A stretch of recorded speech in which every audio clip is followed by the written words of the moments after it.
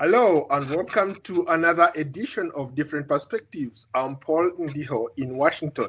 Today we examine the rapid expansion of data centers across Northern Virginia, an industry powering the internet and artificial intelligence, while increasingly reshaping the communities around it. Supporters say data centers are essential infrastructure. Residents say the costs are becoming impossible to ignore. Tonight, on Different Perspectives, we bring both sides into the conversation. But first, I drove by some of these data centers earlier this morning, and here is more. No signs and no windows, just concrete walls and a constant hum. These massive buildings are data centers. Silent factories are powering the internet, artificial intelligence, and much of the modern world. Northern Virginia is now the world's data center capital. Hundreds of facilities stretch from Fairfax to Prince William to Loudoun County, handling a large share of global internet traffic and fueling the rapid growth of AI. But for residents living nearby, the boom comes with a cost.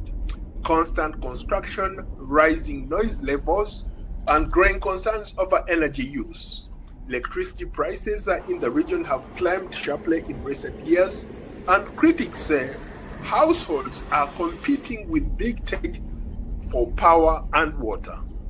Experts warn that AI-driven data centers demand unprecedented amounts of energy, sometimes rivaling the needs of the entire cities, raising new questions about sustainability and fairness. Supporters point to billions in tax revenue, jobs creation, and economic growth, while opponents say the pace is too fast, the impact is too heavy. The fight over data centers isn't just about technology, it's about who pays the price for progress. And now joining us are Elena Schlossberg, who formed a citizen association to push back against the unchecked growth of data centers in her community, and Greg Pirio, a Loudoun County resident whose front door now sits steps away from one of these massive facilities. Ladies and gentlemen, welcome to you both. How are you? Very good, thank you. I guess let me start with you, Greg. Greg, I drove by your area there, and your house is right opposite these data centers. Tell us what you hear, what you think about these centers here. Well, Paul, I live 150 yards or 150 meters away from a data center that was came online earlier this year. That's 2025. And unbeknownst to me and all residents in our community, this data center is not even connected to the electric grid. So it has its own gas turbine power plant. And then it has backup diesel generators on it. This was never in the planning stage. This was never revealed to us by in the community meeting that the data center had. And so what we're getting from the gas turbine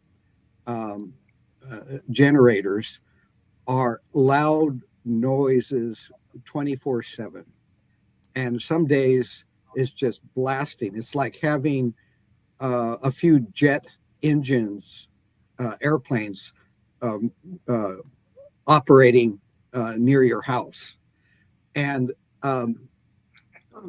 I felt deceived by the fact that this wasn't revealed to us in the community before or when they held the community meetings with us. And it got passed, rezoned, allowed by our county. And for some reason, some of the people voting on it didn't even realize that. So there's a lot of of anger in our community about what this means. I mean, you don't want to go outside much anymore. Um, uh, you can it can disrupt people's sleep at night. Um, it There are no more birds in the area because of the sound, uh, um, and we're concerned about our property values. Obviously, to have this nearby making all this noise, and so I'm one who firmly believes that you take your anger and you transform it into action. And so I've been organizing our community with the help of the an important environmental group in this area, the Piedmont Environmental Council, to organize our community to try to mitigate the harm that this data center is causing us. So, in a nutshell, that's what happened to us. And then we don't know anything about the exhaust from um, uh, this uh, data center and having its own power plant on site and what that means for our health. And so there are groups trying to measure that now, but that's an unknown. But it is a real concern. Elena, I see you nodding, and you've been in the fight longer. You've been pushing back on these data centers. Help us understand the background, how some of these data centers found themselves in Loudoun County. So, the history of, so I'm in Prince William County, and the history of the internet and data centers really begins with the first AOL headquarters, which was in Loudoun. And so we're in an area that is right outside Washington, D.C. And so not only are we close to the national government, but all the fiber has been built out into Northern Virginia, which is why you see this this concentration of data centers in Loudoun and Prince William. Whoever came up with the cloud was a genius, because as you can hear from what Greg is describing, it's not in the cloud. Your data is not in the cloud. It's next to homes, it's next to national parks. It is competing with critical resources that the community needs to survive. And that's the conflict. Interesting. At what point did residents realize that these data centers were no longer just background infrastructure, but a daily reality for both of you? Well, for me, I only realized when I had this negative impact after they built this massive data center near my house. You know, the data centers they were building were in the near Dulles Airport, in open fields and things like that. And now they've increasingly encroached on residential areas and communities. That's when I became aware, really paid attention to it. We all going about our lives, and then to have it there. And let me also say that when we were presented with the plan for this site, it was just a much smaller building, something like 1/6 the size. No revelation that there would be a power plant on. They said that the diesel generators that are the backup would be on the other side. And a few months later, they got this huge, massive thing approved. And so we feel it's like a bait and switch tactic. I don't know what went through their minds, but that's what we felt. How about you, Elena? How has this constant construction noise changed the quality of life of the people you represent in your community? So I just want to, so for me, I became involved in the impacts of the infrastructure of the data center industry over now going into year 11. The data center impacts are if they're next door to you, but it's also the transmission line impacts that can go on for miles. that take your private property in order to bring the power to the substations for the data centers. So what people are experiencing is a multifaceted of impacts. They're experiencing the constant construction, and then when they're built, they experience the noise from the chillers on top. And then because there's no power in the grid right now, they're experiencing the diesel generators turning on as microgrids. They're experiencing these gas plants that are basically jet engines being brought on site. And so they're experiencing the noxious smell of the diesel, the gas, the noise, the transmission line infrastructure. It's a wholesale change of your community, and its tentacles spread far and wide. Now people, whether you live next door to any of this infrastructure, now you'll feel it in your water utility bills, your electricity utility bills. We are dealing with an industry that is subsidized by all of us. So they socialize the very blood of their industry, what they need to survive, on the residents. And that's an impact that now is spread far and wide. And it is causing a near collapse of our electricity grid. How about to people who said that, for example, both of you have phones, have computers, you all use these data centers, it's right in the palm of your hands. How about people who argue that maybe for these data centers to survive, for people to use, to send email, for people to maybe get on ChatGPT, they need this infrastructure built so that it can enable other people to tap into that technology.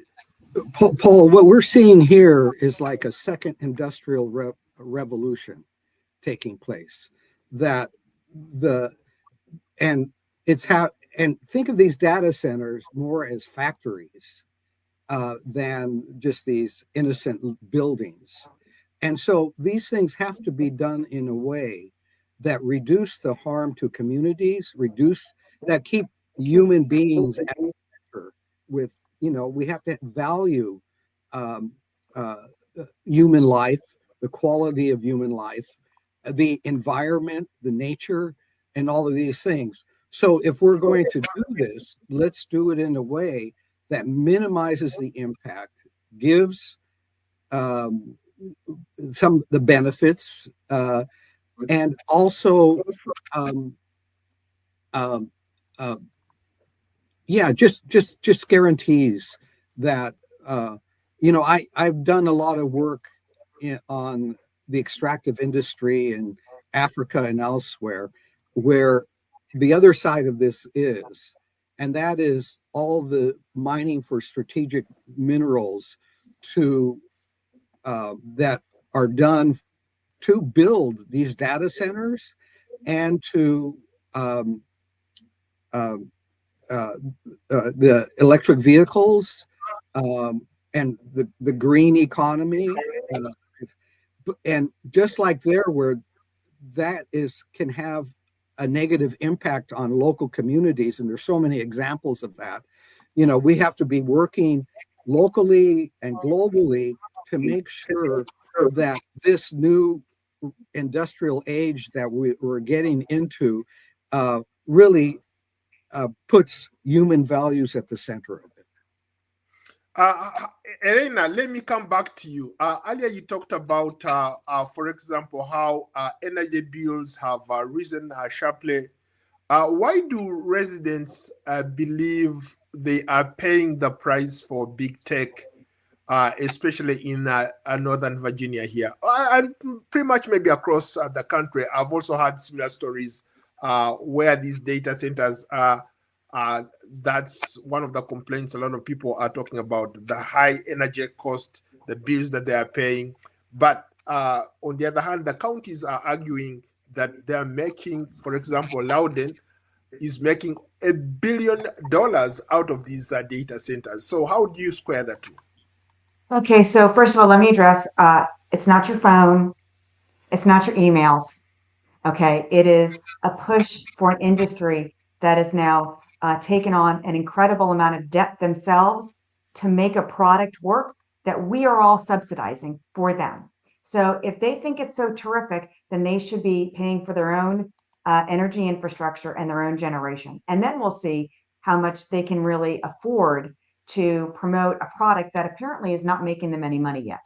So I want to address that. How do I know that we're paying? Because the coalition was involved in a transmission line case where we proved that the transmission infrastructure is borne by the ratepayers. The generation, the new gas plants, the new nuclear plants, the transmission lines that are going into other states and bringing power to Virginia is foisted on the ratepayers. There is no debate. That is a plain fact. In fact, Virginia is a part of a regional grid network called PJM. PJM representatives are saying, now, we cannot afford to have any locality approved data centers until we get a better handle on how we're going to provide the power, because we are experiencing threats to our reliable grid. That's how I know, because there were studies, because Dominion Energy is admitting, that's our monopoly utility, that the push for all the transmission is being borne by the ratepayers.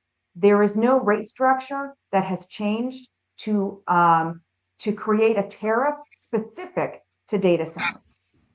And as far as the revenue, so if you live in Loudoun and you're benefiting, but a transmission line is coming from Maryland and taking people's private property to bring Loudoun County energy, does that sound fair? And on top of that, we know that we have left $1 billion in tax incentives and write-offs for the data center industry in the state of Virginia. So somebody's paying for that write-off, and it's us, the ratepayers, the little guy that's struggling.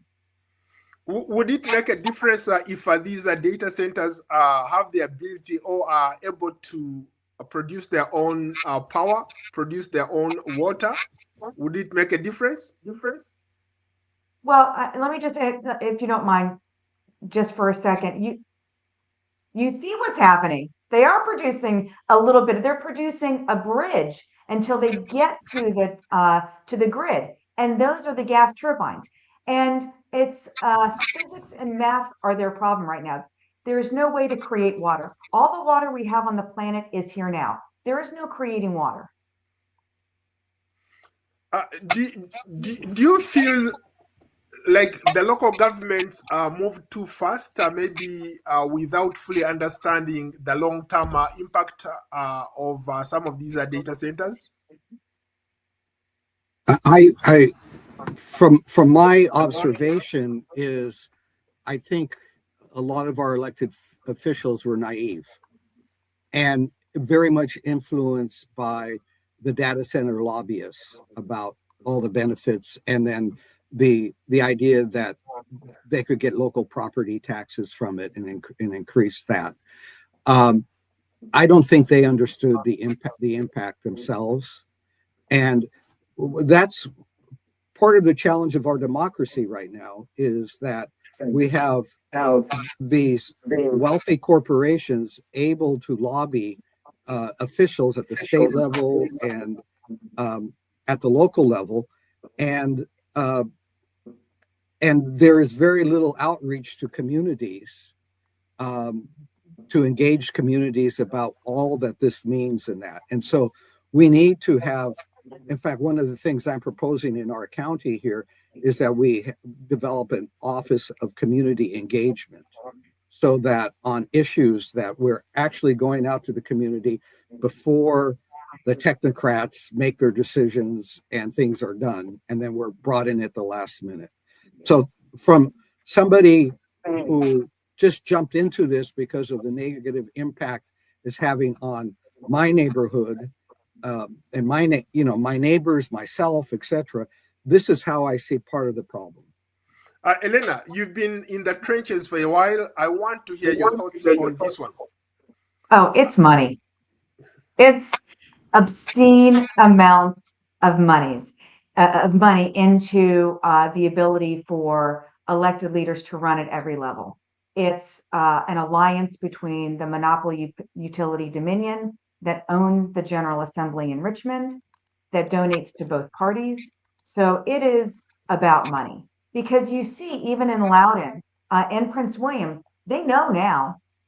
They know the impacts now. You cannot ignore the facts that we have been able to disclose and force into the public domain and discussion. And yet they still approve projects. Even in Loudoun and even in Prince William, they are still approving projects. Why? Unless you have in Western Prince William, what we've been able to do is no matter how much money the data center gives to either lobbyists or PACs or directly to candidates, if you're not on the right side of this issue, you're not going to get elected. In fact, not only will you not get elected, you'll lose your job. That's how you're going to get change. You bring up a greater point there. I've been reading and doing research about this subject.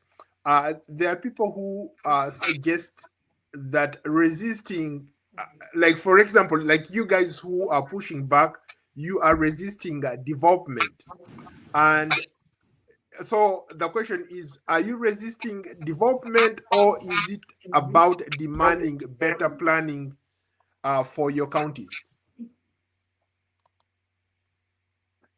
I'll go first. I'm resisting the abuse of our public utilities such that they are allowed to distort the public process. The public utilities were intended to bring power to rural areas. What we are experiencing is distortion of that process, such that they are now risking our reliable power and our affordable power. So this is not, when progress is at the cost of your quality of life, of your access to clean water, access to reliable and affordable energy, and that it actually the utility is able to exercise eminent domain, that's not a fair exchange anymore.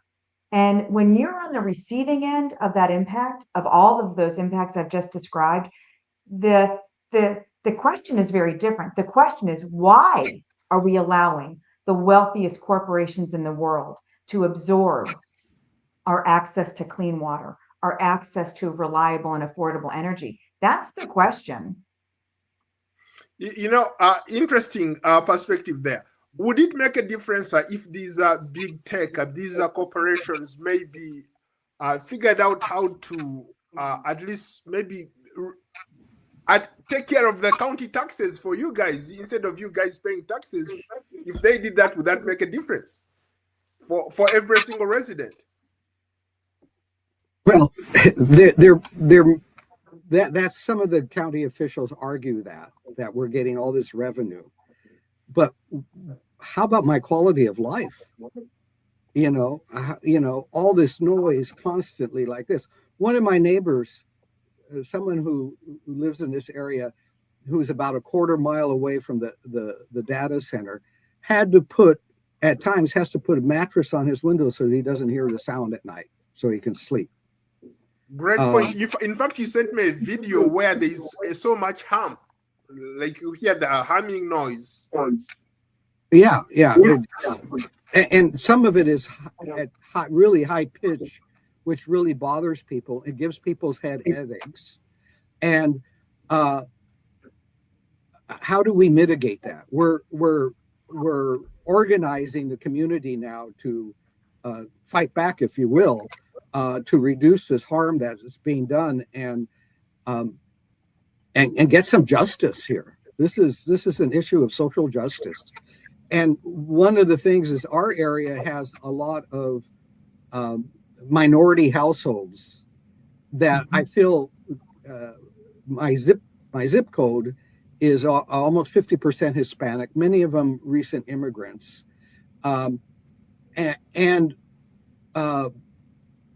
Who's representing them? So we're trying to do that now, to get out and do that. So there's that factor going on too. And why they ever allowed a power plant to be built next to a residential area is beyond me. But to go even further, right now the data center companies are pushing the state corporation commission to no the DEQ, that's the Department of Environmental Quality, to allow them to produce on site more and more from the diesel generators they have. And in Loudoun County, there are thousands of them. The pollution from that is going to be off the charts, and so people are fighting back against it, but they're fighting back against really big money. And that's the challenge to our democracy right now. Elena, what protections do you think residents want before any future data centers are approved? So first of all, that question about your tax, my taxes have never gone down. We've never had so much data center development, and they've never been so high. So, and the point that Greg so eloquently just presented to everybody is, are you willing to risk your life? There are people who will be breathing in these diesel generator fumes who have asthma. I mean, you're talking about these generators. They're not the size of what you get at your local Lowe's store. They are the size of tractor trailers, of freight train compartments. I mean, they are massive. So no, people are not willing to risk, literally. It's not just unpleasant to hear the noise. It is a health risk. The noise, the diesel fumes. Your question is, what would make them acceptable? Yes. They need to take less. They need to take less of everything. Less land, less water, less power. They need to have a smaller, their scale needs to shrink. The cumulative impacts are literally destroying communities. And that's what needs to happen. This is not some minor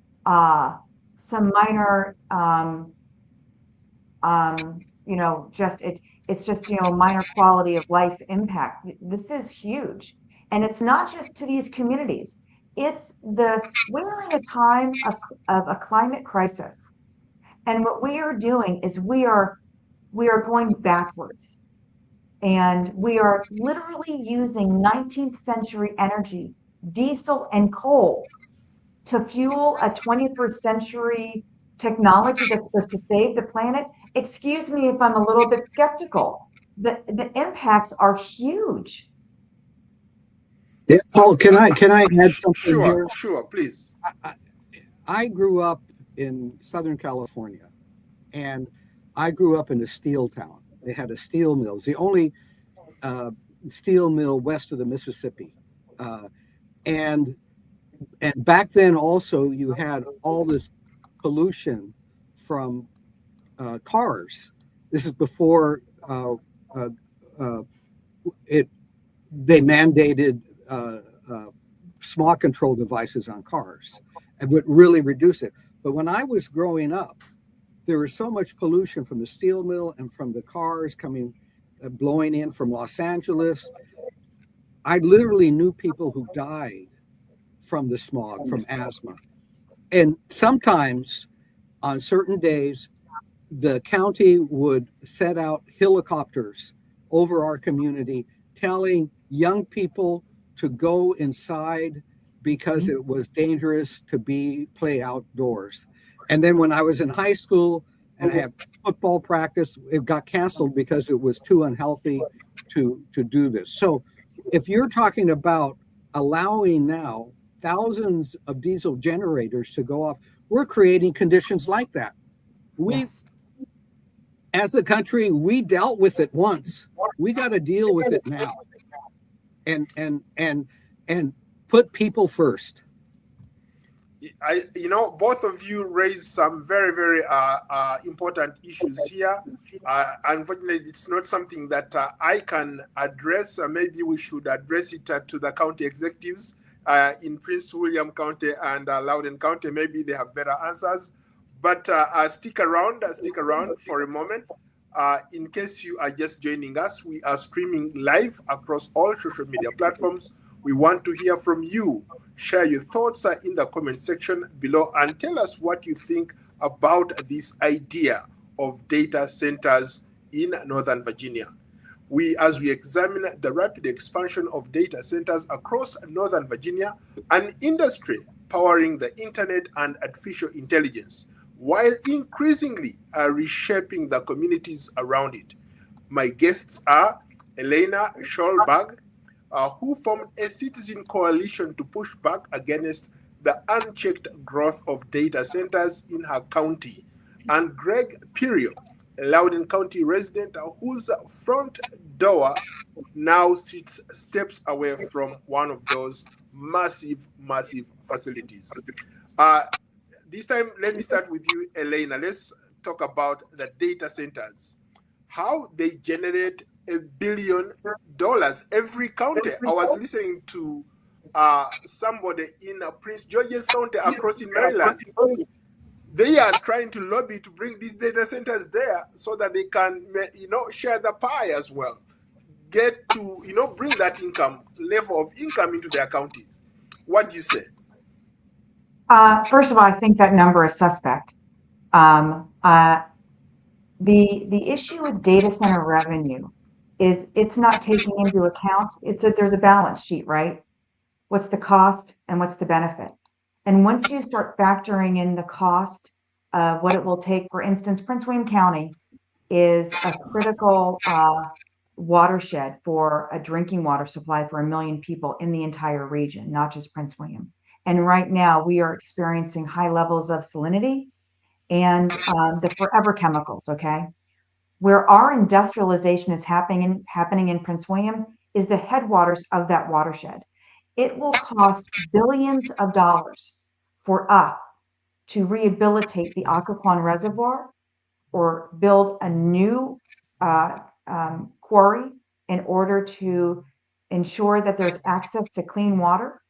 And so what is that number? So it's not just the revenue, which, yes, you balance it against the cost of what is happening to our resources, but additionally, you may not be collecting that revenue, because if your end user is a federal contractor with the government, you are not collecting those taxes, which our supervisors did not understand as they approved these data centers. And I just shared with you the tax incentives. Virginia has left $1 billion on the table. And also, if someone were to say to you, listen, I'll give you $1 million, but you're not going to be able to breathe your air. It might harm your children, your family, your parents. Would you take it? No. Okay, Absolutely well, not. Greg, you want to weigh in as well? I just want to, what's going on in Northern Virginia is of interest to so many countries around the world right now. We're getting inundated by journalists from all kinds of countries. I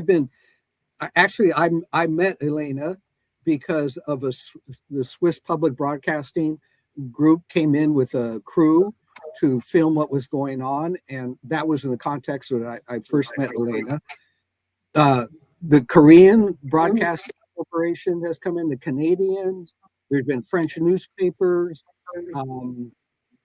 BBC has covered this, and on and on. And I've talked to a lot of them, and what they want to do is they want to learn from us what is going on here so it doesn't happen in their country. That people in their countries need to understand what the development of data centers. Now, in Europe, there's an interest in data centers because they're saying with the tensions with the US government right now and that, they go, well, we can't rely on the United States anymore. We have to build more of our own data centers. But even in Africa, there's a plan to build out a lot of data centers. So people want to know what's going on. In fact, the journalist from the Canadian Broadcast Corporation, who I talked to, he said, yeah, there are people in Quebec, they're facing the same problem. They want to build these data centers. We want to learn from you. And so this is why what you're doing, Paul, is important here, is to hear the voices from the community. I'm new to this. I'm learning as I go. People like Elena have much more experience than me, but we're coming together because this is so important for the quality of life, for our environment, for in my case, my grandchildren. What kind of world are we creating for them? How about to both of you? There are people who argue that this is a national security issue. Having this critical infrastructure in Northern Virginia, closer to the capital, is as best as it can get. And there is also a whole set of reasons why people think that having, for example, almost 87% of the world's internet passing through these counties is a great thing for Northern Virginia or for Virginia. So there are people who are looking at it from that perspective. But the two of you seem to think otherwise. Why? Well, can I just say that the data centers are a national security asset, and they could be targeted. In fact, I know that data centers put in anti-drone devices to prevent bad actors from using drones to attack them. Again, what does that mean for neighboring communities? What, in terms of our safety, how is this all function? There's no transparency around it. Having this concentration in this area probably makes our country more vulnerable to mishap, because bad actors could disable the internet, and we're all so dependent on this as we're doing this live broadcast through the internet. You can imagine. But so that's another aspect to this. Why concentrate it all in one area if they're so important to our country? And somebody needs to think through this issue and think through the security aspects of this. Elena, before you jump in, I wanted maybe to go back to just a little bit. You brought up a very good point. Right now, the three of us are having this conversation courtesy of one of those data centers in your neighborhood. Isn't that a beautiful thing, Elena? So once again, this build out is actually about AI, and the energy crush is about AI. It's not about getting your email. It's not about. No, this is AI. We are using AI right now. Oh, well then I'm really disappointed, because I make a real effort. I don't use AI. Okay. If I can. I mean, right now what's happening is the industry is putting AI into everything and hopes it will generate money. But if you start looking at the market watch, at the value of the debt to revenue ratio, it is way out of whack. So even if you are choosing to use AI in this program, it's still not enough to support the industry. Here is what I would say, first of all, about national security. The electricity grid in the United States is at risk. That is a fact. If we go dark, what happens to the data center industry? How long can they run on their diesel generators?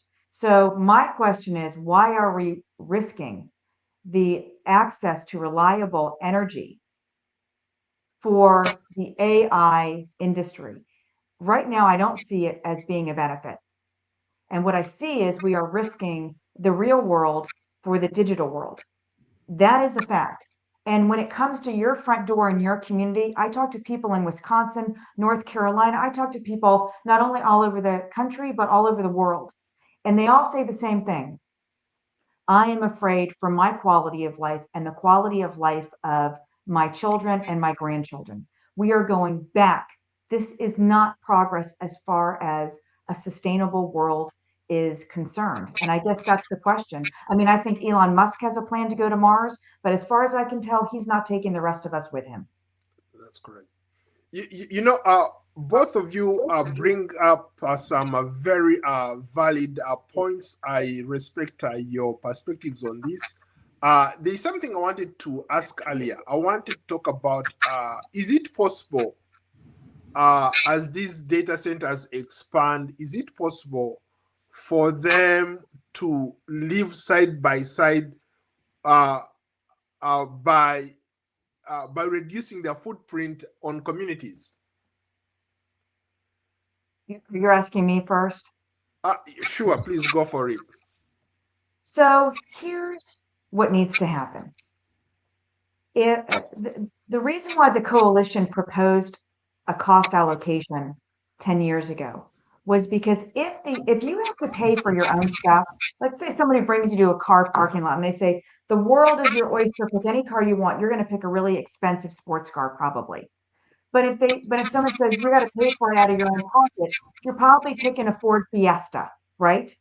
So if you want to have change, the industry has to start paying for their own infrastructure, all of it, because necessity is the mother of all invention. When that happens, then they will be good neighbors because they won't need to power, they won't need to cool. The chips will be the size of your pinky nail, right?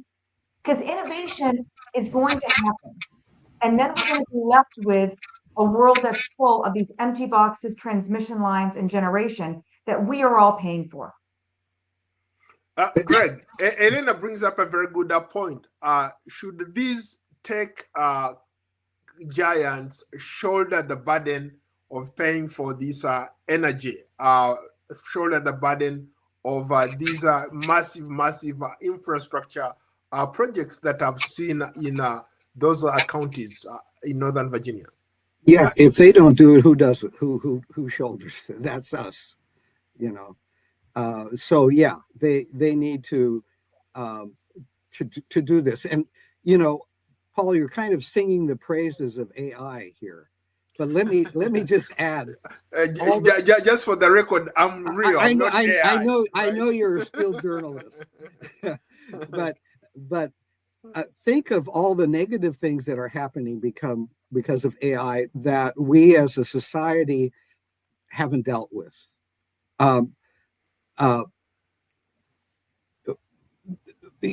For instance, I on Facebook the other day, I posted something because I'm on the board of directors of a nonprofit in Uganda that helps youth and wanted to promote that. And then I get somebody coming in there and posting and saying, "Oh, you're wonderful. You're such a leader. You're doing this great stuff." And then I get, "Okay, let me. I want to be your friend. Can you know?" And I get an invitation to be a friend. And it's this attractive woman who does all this stuff, and so I was really suspicious. But it was all AI generated, you know, and so I could easily be victimized by AI. So we don't have any control there. The other thing is AI is apparently taking a lot of jobs away from people here in the United States. And well, that's what I'm thinking of. And so you hear reports and that about young people now going into blue collar jobs because they can't get white collar jobs and all this. What we're seeing here is a displacement of workers in that.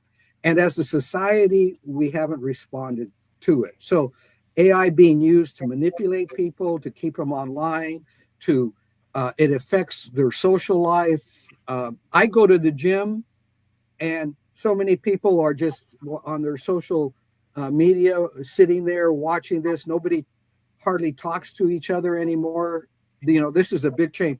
Our society and schools are banning smartphones now because of that.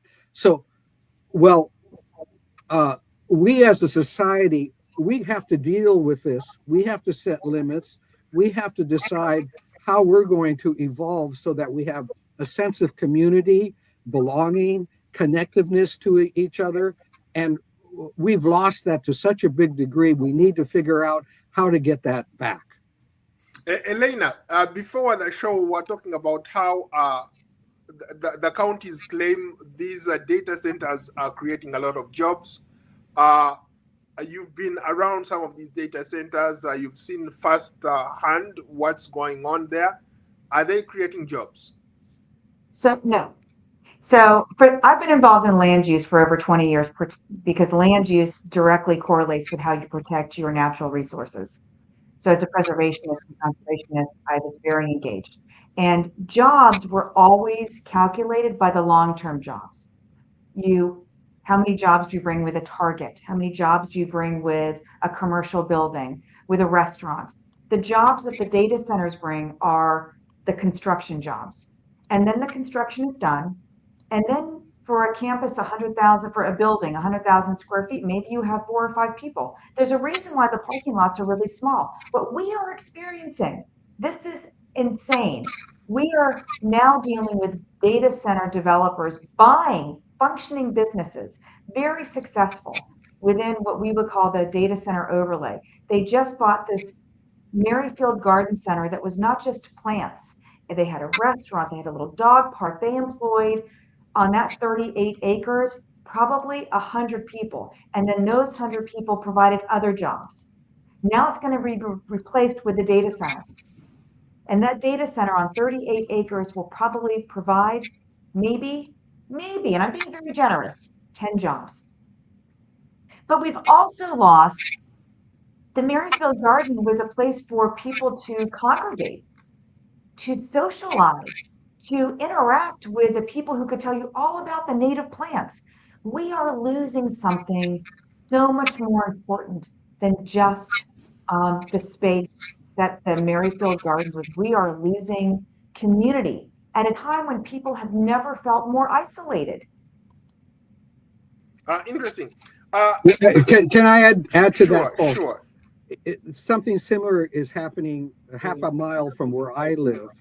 There was a shopping center there, a small shopping center, and that had restaurants. There were Peruvian restaurant, there was an Indian restaurant, there was a Thai restaurant, and on and on. And so it was an area where people, and so these are recent immigrants who open up their little restaurants there and all of that. The shopping center was bought out by a data center company. They tore it all down. And so we've lost all that dynamic here too. And there's no place for them to go around. You know, there's nothing being built. It's all data center. And so that what Elena is saying really resonates from my own experience. Yeah, Elena, since you live in Prince William County, I see a lot of pushback in Loudoun. Do you think Prince William is going to be the next place where these big tech is going to invest heavily in data centers?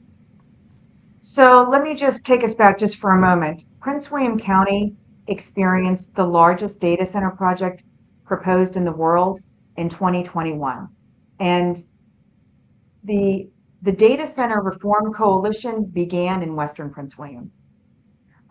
Since that project was approved by our board, it has now been overturned.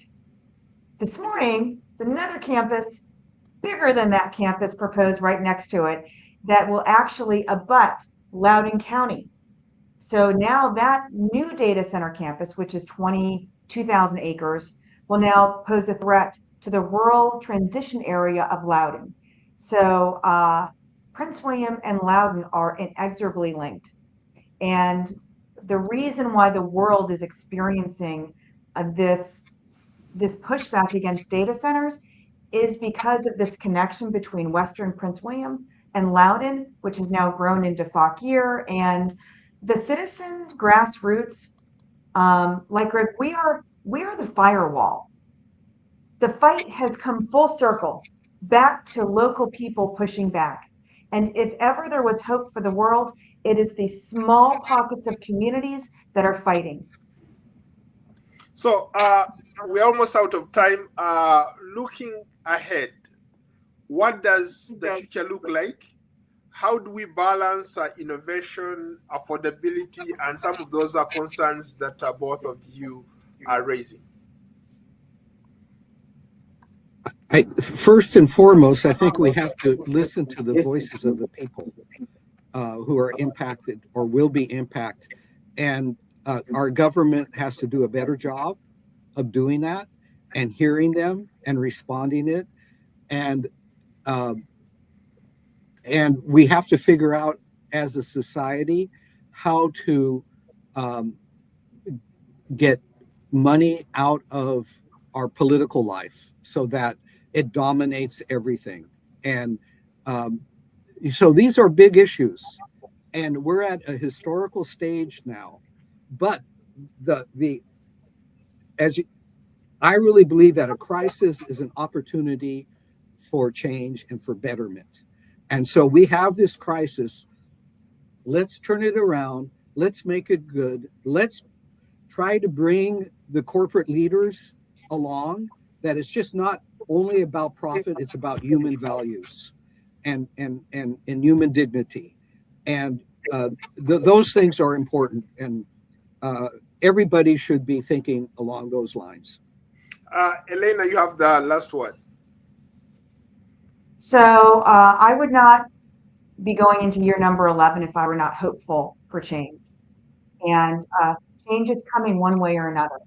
We are all, the data center industry and the communities across Virginia, the country, and the planet, we're all on the same train together. And we either avoid the cliff or we go off together.